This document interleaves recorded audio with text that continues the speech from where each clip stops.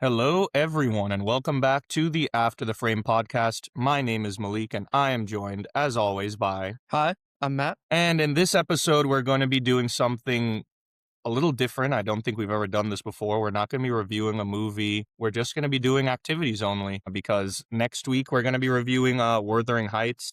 But this week we kind of had like an off week where we didn't really have a movie to review, so we decided for this episode we just do some activities. Yeah, I mean, today we're really just going to be running a full chaos combo between our usual quick headlines, tenable, blind rankings, but we are also introducing something new that you came up with. If you'd like to share a little bit about that before we dive in. Yeah, I mean, I've seen this done on like Instagram Reels and TikTok and stuff like that. And then I decided, like, why don't we incorporate it as well? It seems like it's pretty fun. It's kind of just like a winner stays on type of thing where I'll explain it, I guess, later on when we actually do it. I'll explain it more in depth, I should say. But it's basically like whatever the category is, you give two characters, two movies, whatever it is, that go head to head. The other person has to choose between the two. Then the one that they choose stays on, and we just keep on going, however many they have. That's basically the crux of it. Yeah, and then of course, we're going to talk our usual hot takes that are probably going to get us clipped. So we'll see how it goes. Yep. Let's see. You want to kick us off with Tenable? But yeah, let's do it. Oh, wait, actually, beforehand, you had a headline, did you not? Yeah, so I actually had I had two. One kind of a little more future forward. So the Berlin Film Festival actually kicks off tomorrow. That kicks off tomorrow and runs for about a week and a half. I didn't do like a thorough deep dive as far as like what films are going to be there.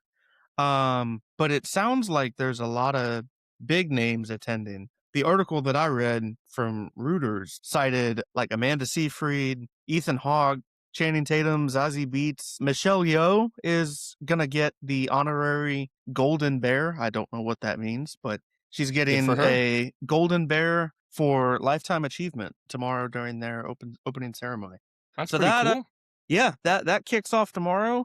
And then I kind of wanted to shift gears. I know we focus primarily on movies and a little bit of television, but within the entertainment portfolio, I know we didn't really talk about it, but the Grammys wrapped up about a week and a half ago. And I wanted your take on your favorite artist, Mr. Bad Bunny himself, winning album of the year. I'm never too bothered with the Grammys. Like, I don't care about music nearly as much as I do movies. So he's very popular. So I'm not surprised that people seem to like him. He's just not like my kind of music. But I don't hate the guy, but it's just not something I would just go out of my way and choose to listen to. But yeah, I mean, yeah, people think he's popular. He's obviously won a lot of awards this year and had like great success and everything. So can't knock him. Yeah, and I mean, he put on a great show for the halftime show that just passed, and very, That's very true. talented artist. Yeah, I can agree with that. That was the only thing I watched. I watched no football, just literally tuned in. My girlfriend and I, we literally turned on the TV,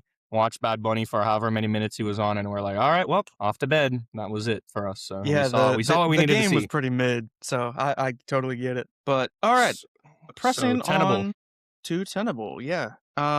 So it took me a little bit to come up with a category, Mhm. and thinking that we didn't really have a general theme. I'm curious to hear your knowledge on the franchise. I'm gonna go ahead and get my timer ready. Okay. I want to see if you were able to name all 10 Fast and Furious movies. Let me know when you're ready. Okay. That's a good category since there are like 10 right now. Yeah, I'm ready. Go ahead. All right. I'm good to go. Mm-hmm. First one is Fast and Furious. Second one is Too Fast, Too Furious. Third one is Tokyo Drift. Fourth one, I think, was just called. There's one that's like repeated name, like just Fast and Furious again, or The Fast and the That is Furious, the or fourth something like one. that. Fast and Furious, yeah. Yeah. The fifth one, Fast Five. Then I think it goes to. This is where I mean, all right. Well, let me say the ones that I know for sure. The Fate of the Furious is the eighth one. Then we have Fast X for the 10th one. So then 9. This is where it's like they switch between. I think it's Furious 7. Mm-hmm. Okay. So what am I missing? I'm missing 6 and 9. Yes, with no Nice. mistakes. Okay. Furious 6 doesn't sound right. Fast 6. They just did Fast 5. Fast 5, Fast 6, Furious 7. I'm gonna say Fast 6, then Furious 6. No, 2 strikes. No? Is the ninth one called Fast 9? No, 3 strikes. What were they? So I don't understand. I thought this was a good one because I don't understand their naming conventions. So Yeah, it going doesn't from make one sense. 1 to 10, you have the Fast and the Furious, Too Fast, Too Furious, the Fast and the Furious Tokyo Drift. The fourth one is just Fast and Furious. 5 is Fast 5. The sixth one is literally just Fast and Furious 6. Okay. And then you got Furious 7, The Fate of the Furious. The ninth one is F9. Not, yeah, it's very weird. And then Fast X. And then I'm trying to remember what they called the 11th one, which I think comes out this year or next year, something like that. From what I understand, it's supposed to just be Fast X Part 2. Like they're just doing a Part 1, Part 2 thing. Lame. I don't know. I haven't heard anything about it, but that's no, it's because this is the last one supposedly. It's called Fast Forever. a never-ending even worse. Ramadan. Yeah. Okay. Well, yeah, I feel like all things considered, I did pretty well with that. That's not too bad. You did. I haven't even seen. I never watched F9. Which other ones have I not seen? I think I've seen all the other ones. I saw Fast 10. Never saw F9. Saw Fate of the Furious. No, yeah. So F9 is the only one I've ever. No, I haven't seen. 8, 9, and 10 are all just goofy. Like that 8 franchise was the one where is going off Dominic the like deep end. turns on them and everything, and Yeah. I remember that one. That one was tough. Well, like I think it's F9 where Cena comes in. where Cena comes in, but like maybe it's 8 and I'm getting my movies mixed up. They like go to space for a segment. It's just like, what are we doing? Like I think that's 9. it doesn't make any sense. I don't remember. There is a bunch of nonsense in 8 as well, where they're like in the ice or something with Gal Gadot and everything. So Hey, yeah, family. that's basically that's all you need to know about that franchise. All right, for my tenable list, seeing as how we'll be reviewing Wuthering Heights next week, I thought it would be kind of apt to do it based on Margot Robbie. So what I need for you to do is name me the last 10 movies Margot Robbie was featured in, not including Wuthering Heights. Not including that. Okay. And you are good to go in 3, 2, 1. All right. Barbie. Yes, Wolf of Wall Street. that is your first strike. Wow. Okay. So she's been in a lot since then. Okay. She was in The Suicide Squad, That is there. Yep. Birds of Prey, Once Upon a Time in Hollywood. Yes, sir. You're still going good. You've got about a minute and a half with 2 strikes. 2 strikes left, I should say. Oh, well. Yeah, sorry. Yeah, you only have 1 strike. 2 strikes remaining. Wolf of Wall Street came out in 13. Okay, so if that's not it, is I, Tonya on the list? No, that is your second strike. So did I guess Once Upon a Time in Hollywood? You did, yeah. Okay, so that's probably on the back end. This includes not her just being a main actress in it. It includes cameos as Just well. anything that she's literally been in, even just for a scene or whatever. Amsterdam, which was not good. Yes, that's true. It's in there. Babylon, which was mid. That is also true. How much time do I have? About 30 seconds-ish. A little bit more than 30, like 35. Probably 30 now. 1 more strike and 4 more movies to name. Yeah, I'm drawing a blank. I got the heavy hitters, and then like I would have thought Wolf of Wall Street would be on that list, but maybe that was way early. Yeah, no, that was before. Once Upon a Time in Hollywood is the furthest back, and that's God before damn, Once she's Upon been in a Time lot of Hollywood. movies. Okay. All right, that is your time. Okay. So the most recent movie was her and Colin Farrell in A Big, Bold, Beautiful World. Yeah, That came I out forgot about last that year. movie. Yeah. And then you had Barbie. Then you had her small role in Asteroid City. Came out a few Oh, I years ago. forgot she was in Asteroid City. Yeah, Okay. she had like a little small role at the end. Then Babylon, you said. Amsterdam, you said. The Suicide Squad. Then this one you would have never gotten in a million years. She was the narrator in the movie Peter Rabbit 2. So, yeah. How much money did she get paid for that? God damn. No clue. So, yeah, Peter Rabbit 2. Then you said Birds of Prey. And then she was in a movie called Bombshell. And then Once Upon a Time in Hollywood. And then that's the most recent 10. Okay. Yeah. Interesting. Yeah, some of these, when I was looking it up, I was like, I completely forgot she was in the. I forgot that she was in Asteroid City. I didn't even know she was in Peter Rabbit 2 because I never watched it. So I was like, this is a pretty good list because I was like, I doubt you'll get Peter Rabbit 2. That's That's a crazy pull. Yeah, I never would have thought of that. Yeah. All right. So, want to transition over to this King of the Hill game now, or Winner Stays On, whatever we're going to call it? Yeah, let's do it. All right. Like I already explained in the beginning of the episode. So, let me first say my category is just who would win in a fight to the death. So, I'm just going to give you characters just from movies, TV shows, comic books, what have you. And I'm going to specify the specific type of character. So for instance, if I like said Batman, I'm not going to just say Batman as a whole. I'm going to say specifically like the DC animated universe Batman. So I have like very specific characters in this to kind of give you more of a scope of the power level. So yeah, I have here 20 different characters. I'm just going to tell you two against each other. You're just going to tell me who you think would win. They stay on and they go up against the next character I have in the list. So that's pretty simple. And then we'll have a definitive winner in the end. No time limit or anything. All right. So my first matchup is the MCU Daredevil versus the MCU US Agent John Walker. Both are MCU? Correct. Take Daredevil. Okay. Daredevil it is. MCU Daredevil versus Batman Beyond from the animated series. I think I have to say Batman Beyond. On Batman Beyond versus MCU Miss Marvel. I think I have to say Batman Beyond. Fair enough. Batman Beyond versus Fox Nightcrawler from the X-Men. I think I have to continue with Batman Beyond. Fair enough. Batman Beyond versus A-Train from The Boys. A-Train, because if Batman's not careful, he'd just get ran through. There you go. He is human. A-Train versus DCEU Killer Croc from Suicide Squad. Nothing at all. A-Train versus Frozone from The Incredibles. Frozone. Frozone can freeze a freaking lane and A-Train will slip and whoops. That's true. Frozone versus Yoda. Man, Yoda. Yoda versus John Wick. And Yoda has killed his dog. John Wick. Really? Easy. Yeah. Okay, fair enough. John Wick versus Prime Chuck Norris. So when we say Prime Chuck Norris, like, are we talking the person or like the over fantasized? Like, I'll leave it up to interpretation. Prime Chuck Norris, that's all I gotta say. I think I have to say Chuck Norris. Prime Chuck Norris. Prime Chuck Norris versus the Terminator. Which Terminator? Arnold. Okay, Terminator. The Terminator versus Gandalf the Grey. Gandalf. Gandalf versus Samurai Jack. So, I haven't watched the show, but I know a little bit about Samurai Jack. Even like the reboot, you never saw that? It's been on my watch list, and I just haven't gotten to it. For that reason, I'm going to say Gandalf. Fair enough. Gandalf the Grey versus Wanda from the Fairly Odd Parents. Well, I was about to say I had to specify. Gandalf. Okay. Gandalf versus Elsa from Frozen. Gandalf. Elsa's getting fucking mopped. Fair enough. Gandalf versus Plastic Man. Comic book accurate Plastic Man.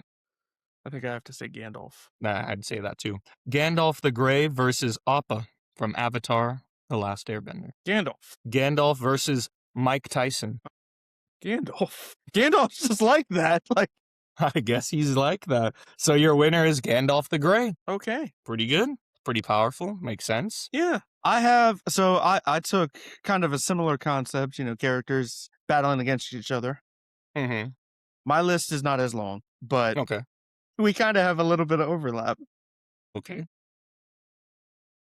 Fight to the death, no prep time, standard gear, all that. Your first matchup, Mm-hmm. John Wick versus The Bride from Kill Bill. I think John Wick is overrated. The Bride from Kill Bill. Okay. The Bride or Batman with a standard suit, no Batmobile. Batman. Okay. Batman versus Captain America. Batman. Batman versus Wolverine. Wolverine. Wolverine versus Darth Vader. Darth Vader. Darth Vader versus the T-800 from Terminator. Still Darth Vader. Darth Vader or Furiosa from Mad Max. Darth Vader. Darth Vader or the Predator. I'm still gonna say Darth Vader. Darth Vader versus Spider-Man. That's a tough one. I'm gonna stick with Darth Vader. Darth Vader versus Thanos with no stones. Thanos with no stones. Darth Vader. Yeah, Darth Vader. Thanos with no stones doesn't impress me. Okay. Your winner is Darth Vader. That's fair. I think that he's a very OP villain. Like when he wants to be just his just the Force. Like And his lightsaber, like, I feel like not many people would even be able to touch him. Like, he literally could just use the Force and just, like, I don't know, like, snap their neck or, like, throw them off of a whatever. So, yeah, that's the new game. I'm gonna probably try and incorporate that into more episodes, but that's the crux of it. Now we wanna move into our blind rankings. Yeah, you can. You want to go first, or you want me to go? I'll go first this time. Works for me. I did a blind ranking based on acting ability. Just gonna be 5 random actors, so just however you would put them. Let me put this so I can have a list here. Okay, the first actor is Bryan Cranston. I'm gonna say, oof, that's a tough one to roll out I know it's a immediately. star. Yep, exactly. I'm gonna say 3. That's always a safe bet. I can agree with that. So let me just write that down. Okay, second, Millie Bobby Brown. 4. Okay, keep doing that. Chris Pine. I'm gonna say 5, but I would ideally swap him and Millie. Okay, Paul Giamatti. 2. J.K. Simmons at 1. Okay, Not too bad. I'm That's good not with too that. bad. That's not too bad. I was afraid that you were gonna. I was gonna pop out with Jojo Siwa. I would at have been 1. like, no. Then everything would have gone off the rails. So to recap, you've got J.K. Simmons at 1, Paul Giamatti at 2, Bryan Cranston at 3, Millie Bobby Brown at 4, and Chris Pine at 5. I think that's a Yeah. perfect list if you just switch Millie and Pine. So Yeah, that's not- I agree. Flip 4 and 5, and I'm good with it. and yeah, that's like perfect. All right, cool. What do you have? What category you have? So I actually have a more expanded list. I kind of delved into my records and notes.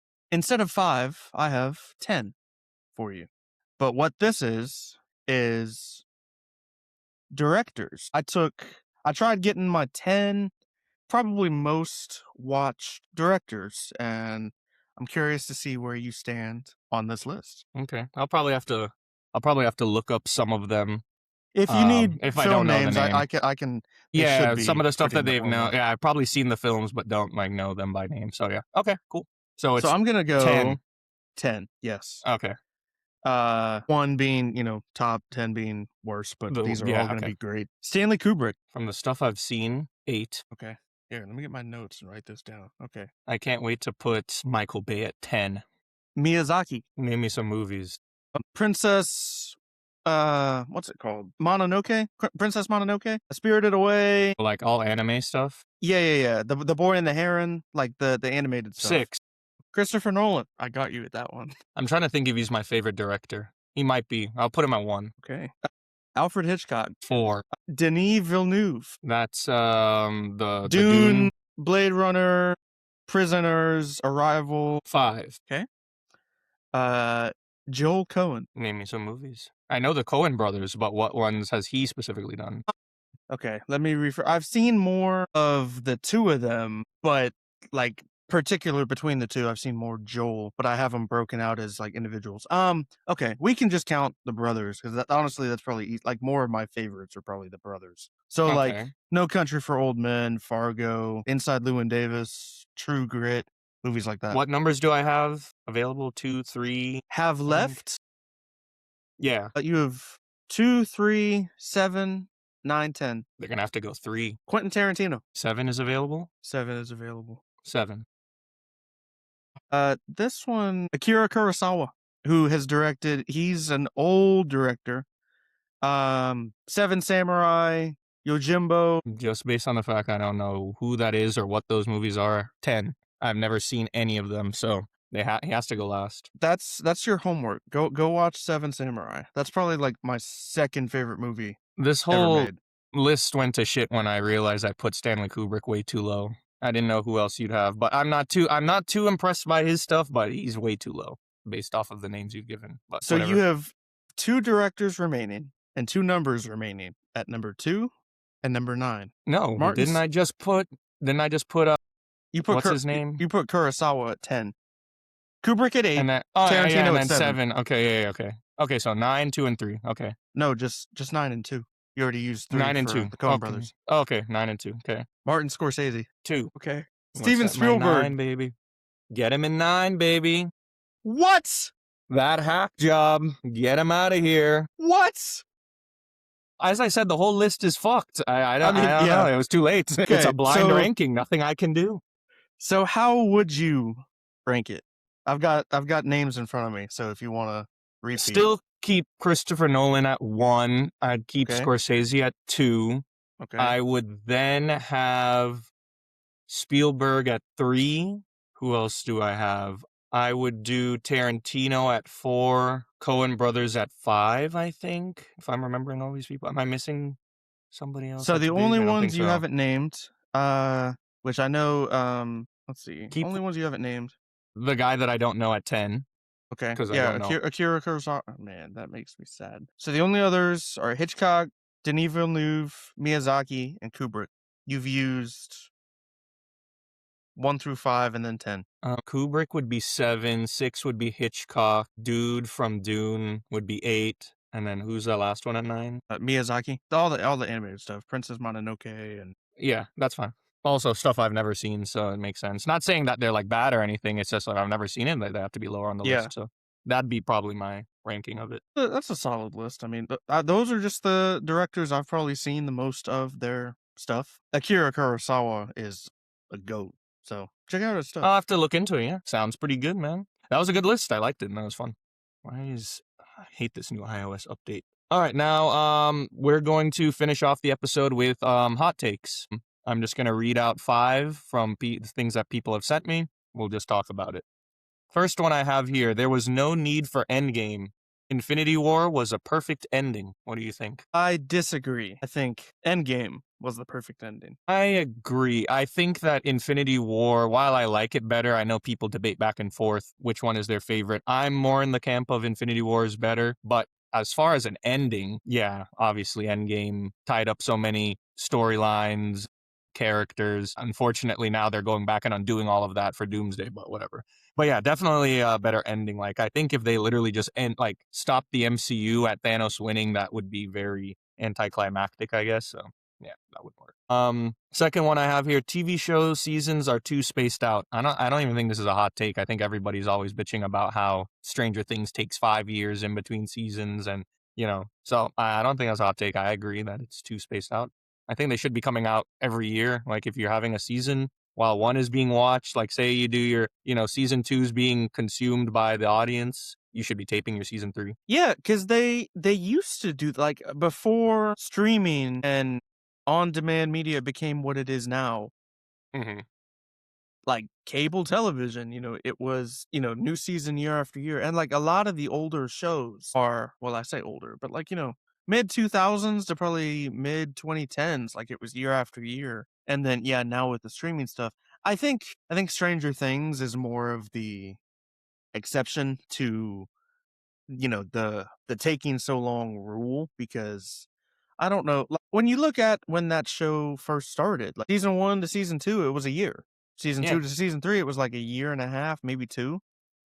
But like and the then gap it started. Well, then the pandemic, and then the writers' strike and the actors' strike. So it's not really their fault. but I mean, well, even still, like I think they finished a large part of season 5 like a while back, but it just post-production CGI and like all that. I think they're more the like problem causer. Most streaming things, like it seems like we're looking at about a year and a half to 2. Like I'll use like I just finished season 2 of Fallout based on the video game, and the gap between season 1 and 2 was probably about a year and a half, maybe 2. But they, once season 1 was done, they said, oh yeah, we're already starting production on season 2, and not long after it rolled out. But yeah, it does take some time for streaming, which is a little aggravating. But yeah, I don't think that's a hot take. I don't think it is either. From how I know it to be done, I mean, obviously I'm not in Hollywood. I don't really know too much, but from what I do think I know, or what I've heard, it's usually like that whoever writes the TV show, or the showrunner, will pitch the pilot episode or the season to whoever they're trying to Netflix, whoever. And then obviously that's just a beginning of a story arc, but usually you would have a full-length story, and you're here's my season 1. I have other ideas for other seasons for us to continue, but this is season 1, so If you guys pick it up and we like it, then we renew for season 2. But Mhm. then as soon as like say your show gets picked up, it's popular, you get renewed for season 2. As soon as you get that, you're like, "Oh, perfect. I already kind of have like a rough screenplay of all the episodes. Like I kind of know what's going to happen." You kind of dust that out like in a couple months, get everybody shooting. Like it should I don't know, that's how I thought it was done, but it seems like I don't know, they're taking their time. Same thing with Euphoria now. I'm having to like literally rewatch season 1 and 2 cuz I just rewatched the pilot episode 2 days ago and I was like, "What the I literally don't remember any of this happening." So it just takes so long like you just forget about the show with all the other media you consume. So definitely too spaced out. Let me see. Where is it? My third one is just Breaking Bad is overrated. I've never seen the show, but you can comment on that. I know you've seen it. I want to know where this narrative originated from that it's overrated because Is it I've a heard it. narrative? I feel like everybody likes it. Everybody does like it, but over the past couple years, the overrated narrative has grown,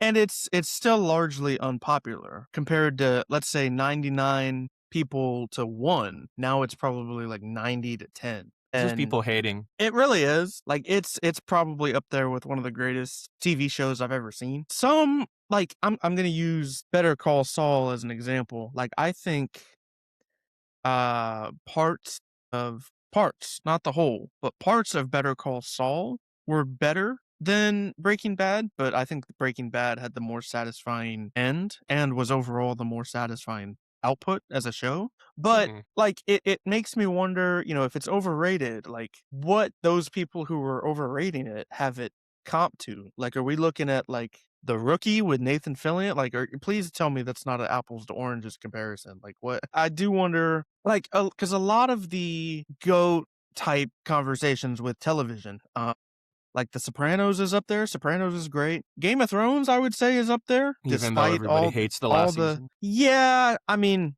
I wouldn't say I'm a hater, but I am definitely a critic of the last season. But I mean, you put that aside, like it might have bar for bar beaten Breaking Bad had it not tailed off on the end. But yeah, I Hmm. don't know where the overrated argument has come from, and yeah, it's garnering a lot more traction in recent years. So yeah, I don't agree with that. I think that, as I said, I've never seen the show, but everybody that I've talked to that has seen it says I should definitely watch it. It's like one of the greatest shows they've seen. I think that that just happens when anything is just really popular. Any one celebrity or one thing is just really popular. There's just inevitably going to be people that watch it and they're just like, they're going to, be looking there down at it or whatever. And it's just kind of how like people tend to be. I never asked, as I said, I never asked the follow up question. So I don't even know what this person actually likes. Like, an example of a TV show that they like. So we may never know. But yeah, I don't know. I can imagine that most people would disagree with this notion that it's overrated. Seems to me fairly rated. It's not like people are giving it like, oh my God, it's like perfect. Like everybody says that, like, it has its like flaws, but it's like a great show. And I feel like that's fair. Yeah, it does have its exceptional high points. It does have some, I don't even want to say bad, but like episodes. So it's funny. Like I've gone on rants in the past about Ryan Johnson, the director. He directed the Last Jedi, which is the most controversial Star Wars movie ever. Hmm. But before he was really working in film, like he did before he got rolling with Knives Out, and he did a movie called Looper, which is really good. He directed episodes of Breaking Bad, and his best episode directed in Breaking Bad is, I don't remember exactly when it aired, but it's either the episode right before the finale or the one preceding that. It's probably the best episode of the entire show. The worst episode of the entire show is this one called Fly, and it centers around Walter White is just locked in his lab trying to kill this stupid fly that's flying around. And it's a 45, 50-minute episode of him trying to, like, he's like dealing with insomnia and he's just cooped up in his lab trying to catch this fly, but it's just delusion. It's not a great episode. So it does have its flaws, but it has plenty of highs too. Yeah, definitely. I mean, I can't speak on it, but it seems that most people would disagree with this. Let's see. We'll do two more. This person said very little movies need to ever exceed 2 hours, and TV shows should always exceed 10 episodes a season. So they had a twofer. I disagree with both. What was the TV one? He thinks TV should be. TV shows should always be more than 10 episodes. So this whole, like, I guess they're just kind of like saying, I think another person said this actually in another comment. They don't really vibe with the whole 8 episode, hour long episodes, or, like that. Like a season has 8 episodes, each of them are hour long. They don't really like that. They prefer when it was like 30-minute, 25-minute episodes, and it's like 20 episodes a season or something. I think that's kind of what he's getting at. So I agree, but I also disagree. Think with that one, honestly would like to see a little bit more of uniformity in TV going forward. Not necessarily an episode structure, overall length. Like, you like Game of Thrones, may have 6, maybe 7 episodes in a season, and they're all an hour and a half plus. Or you've got the cable show that has 26 episodes in a season at 40 minutes apiece. Maybe an hour, but you fast forward through commercials and all that. I think the output for just about everything should be the same, whether you've got 10 30-minute episodes or 5 hour-long episodes. I think you should tailor the structure to where everything's around the same time, because that's something I would want to see from like an audience perspective. Like, 5 hour-long episodes, or 8 45-minute episodes, so on and so forth. Like, I do think the degrees of extremity with how long a season is, because yeah, like way back when it used to be, everything was 20 episodes, about an hour a piece, and it got to be a lot. Now, so like I'm watching A Night of the Seven Kingdoms on HBO, the Game of Thrones prequel. Mhm. That one, like, it's an excellent show. It reminds me of early on Game of Thrones at its peak. It's 6 episodes, 4 of which are out, but they're half-hour episodes. Like, it leaves me feeling like I want more. That's not a bad thing though. That means that they'll renew for another season. They like that's not. They absolutely are, but I think there needs to be a little bit more of a happy medium with television. What was the first point with the movies? Movies should be less than, what, 2.5 hours? Yeah, something like that. Let me see. It was, yeah, movies should rarely exceed 2 hours. I think like the point I'll make, even to what you said with TV, is just I don't really care about like, or not that I don't care about. I actually just think flat out that they should not stifle a creator, a director, or whatever with like you need to get this done in like 2 hours. Like I remember when Joss Whedon took over the Justice League movie when Zack Snyder stepped away. Like Warner Brothers was like, we have a mandate. Like the 4 hour cut that he was doing, you need to cut it down to 2 hours because we want to get more movies into movie theaters and get more movie times. That's stupid. Like if you're like, Yeah. the original creation of whatever the story you're telling is 3 hours or what have you, then make it that. With TV shows, if it's going to be 9 episodes, sometimes it's 6 episodes, whatever story you're telling within that season, I don't care if it's 30 minutes, an hour long episode, as long as it tells like a cohesive story, I don't see why it matters. Like with Peacemaker season 2, everybody was like very upset with the last episode because not only did James Gunn like hype it up, but it didn't feel like they really like overcame anything. Like all of their conflict was so internal and everything going on with him in that other universe, but they never really even had an episode with like, everybody turned on like Argus and, like they have like a big fight with like Rick Flag Sr. Like they never, it's like almost like they were missing an episode, but it's because they were like seemingly tied to this 8 episodes, hour long a piece thing. But it's like James Gunn, like you run the studio, no? Like you can just make a ninth episode. So I don't know how it works, but I think it's just as long as you're telling a good story, who cares? Hey, tell that to Netflix so they can get that Conformity Gate Stranger Things episode that everybody wanted. No, yeah, everybody needs to chill with that. I mean, I don't know. It'll just keep on going on, and I think it's a good time to just end Stranger Things. Those kids are well into their 40s now. We got to drop it. From the movie hot take point, I disagree with that one. Like I think Mm, similar to your TV point, like if there is a story that wants to be told, let them see it through. mhm. A lot of my favorite movies are in excess of 2 hours, some even nearing the 3 hour mark. Like Oppenheimer is actually probably my favorite Christopher Nolan film. That movie is 3 hours, basically exactly on the dot. Seven Samurai, which I was talking about earlier, is basically 3.5 hours. The Lord of the Rings movies, like, those are great films, and they tell a whole like, the Lord of the Rings trilogy, it's 3.5 hours a movie for 3 movies, like, it's long, but it tells a complete story, and it tells a great story, and that was how the Peter Jackson wanted to see it through, and the product was great. So, Yeah, you can't be stifling creativity like that, in my opinion. So, no bueno. All right, let's do one more. Let me see. Let me find a good one here. All right, this one's interesting. This person said, I want to see newer faces in shows and movies, or at least a better mix of new and old, especially when it comes to very known characters or stories. So, what I think this person is talking about is just like kind of not always Hollywood just casting the same A-list actors for everything, like give other actors like a chance. And I can agree with that. I mean, like same thing I said with the previous point, the casting to me is very, like as long as the casting director is good and the casting like the actor is good, I don't really care for like it being a well-known name. Like obviously that helps sell the movie in the studio's eyes, but to me if I watch a movie and it's two unknown actors and they kill it, perfect. yeah, I mean, ultimately from the creative side, like I do think you need to cast the best person to portray whatever character or role you need to fill. And whether it's, somebody who everybody's heard of or somebody nobody's heard of, like you just got to find I don't even want to say you got to find a right balance. Just like find cast for the movie first and then the business behind it second.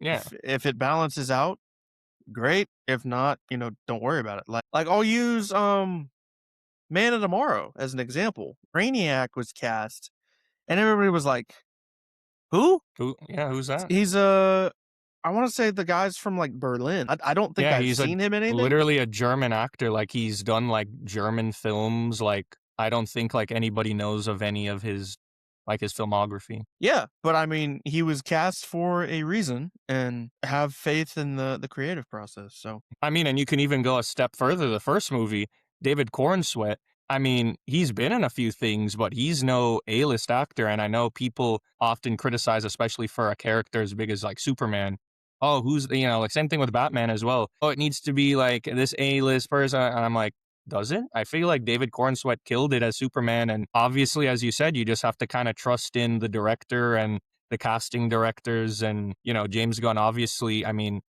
his choices throughout all of the movies he's done, even from fucking Scooby Doo, so well casted. Like he finds the people that just fill those roles really well.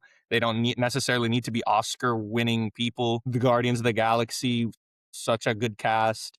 All of his movies, The Suicide Squad. So you just like learn to just trust him. He gives like these actors a chance when he sees something in them. So you just kind of like you just have to like put up with it and see what they can do, and then make your judgments after the fact, not before. yeah, I mean, like before, we dive too deep down to the James Gunn casting rabbit hole, but like Chris Pratt, like he really wasn't doing much prior to Guardians of the Galaxy. I mean, he was in Parks and Parks and Rec, Rec. a fantastic show, but he had not made the jump to, lead actor type role. And then from the success in Guardians of the Galaxy, he laid that over to Jurassic World. And then he voiced, like, he was the main character in the Lego movie franchise. Now he's voicing Mario. And And it's he's in just that like, oh, great movie Electric State. The list goes on. and that's my point. I'm gonna, yeah. No need for Electric State. Great casting, Golly. though. Oh, Him and Millie Bobby Brown, great chemistry. Well, that will do it for this episode. I know it was a little bit unconventional. We weren't talking about a specific movie or giving a review. So hopefully you guys enjoyed this little bit of a detour from our normal episode. Feel free to let us know if you want us to do more of these when there's an off week when we don't have a movie, or if you'd prefer for us to go back to doing like what we did with Jaws, like reviewing a movie from the past that we've seen. So feel free to let us know. yeah. Thanks for listening, everybody. Yeah, we will see you all in the next one, and you guys take care.